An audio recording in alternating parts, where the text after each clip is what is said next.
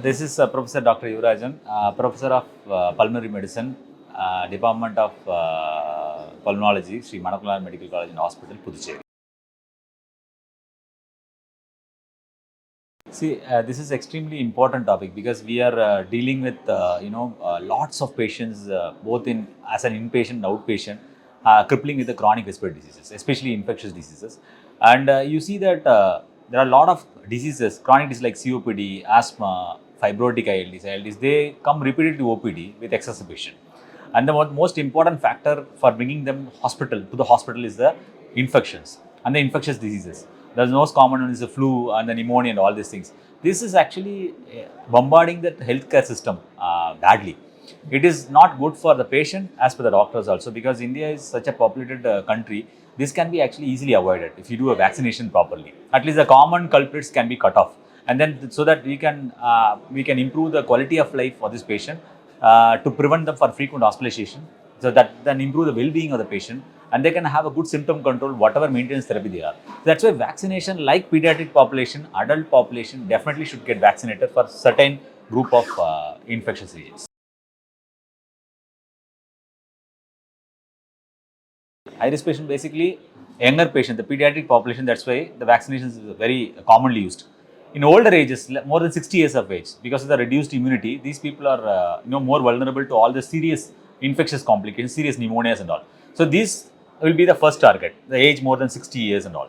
And then those who had any risk factor for developing serious pneumonias and all, for example, those who had a splenectomy, those had any trauma in the earlier life, and then they had a autosplenectomy and all, because spleen is very important. If the splenectomy is done, then there is a risk of serious pneumonias there. That invasive pneumonias are very common, so that has to be cultivated.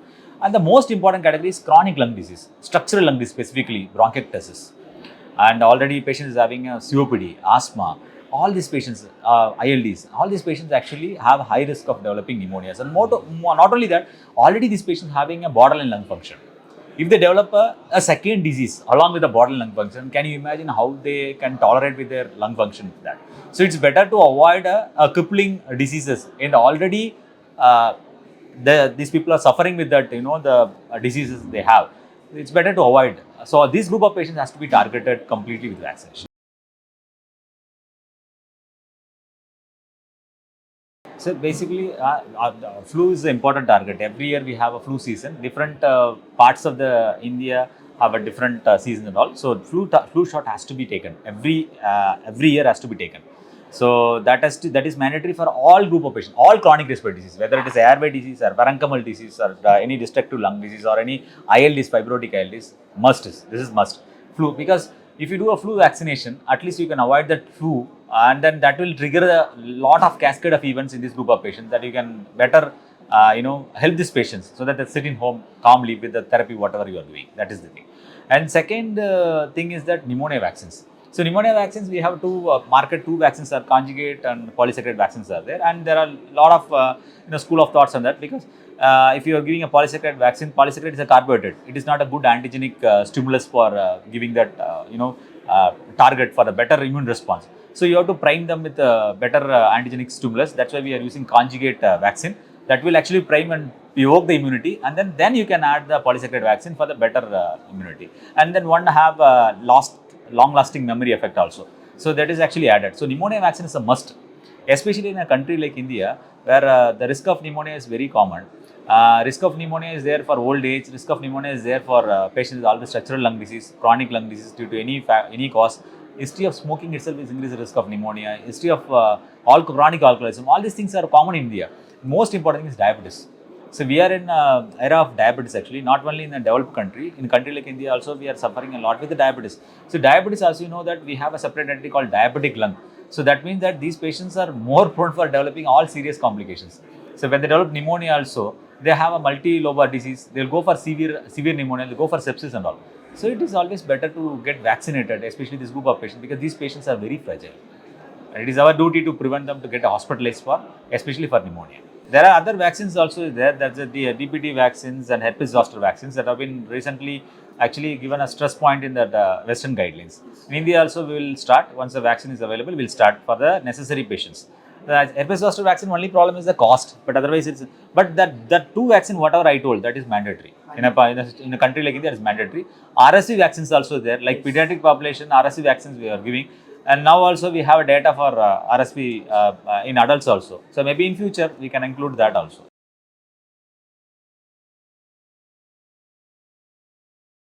If you see countries like Japan and some other countries and all, if you see that this vaccination is mandatory, even in the US policies also, any patient who is having more than 60 years, they catch out of the patient and then they give vaccination. That is actually a duty of government, I feel, because these people are not knowing the ill effects of, the not pneumonia, serious pneumonia, because how far it is disturbing the healthcare system. All this people will be there in ICUs, and that increases the morbidity and mortality. This can be easily prevented with a simple vaccination. At least it can modify the immune response. So I think government should take some definitely steps to make it sure that these people should get vaccinated.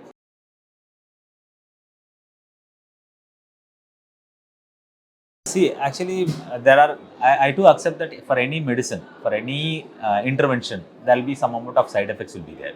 But for this, actually, if you are getting 90%, 99% good thing about that, the intervention, why we are just avoiding it? Just for the sake of 1%.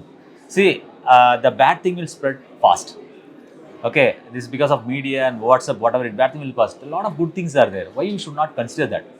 So if you are dying with pneumonia, if your relatives are dying with pneumonia, if somebody is developing some amount of swelling, rashes and all, why you are taking that into your mind? For COVID situation is different, because COVID actually, that's actually an emergency phase. There are a lot of researches been done and then it was released fast. I too agree that there are some amount of adverse effects of their COVID vaccine, but these vaccines are well researched and these are there for many years. And I don't feel that this will cause even that effect also in the general population. I think people should not get afraid for all this 1% chance and all this thing.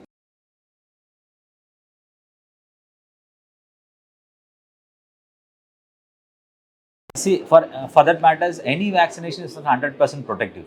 So you cannot claim that definitely this patient can't get a flu or something like that. They may have a different, because if you see the viral strain and all, because this vaccine will try to cover almost all the circulating strains. But sometimes you may have some rules and all. Even for pneumonia also, if you are getting pneumonia, because already you got vaccinated, the seriousness will come down definitely. So you don't get that same effect like without vaccination, the patient will go for immediate, multifocal disease, but the seriousness will come down. So just for that sake that one person is developing pneumonia even after vaccination also, you should not, deny for vaccination.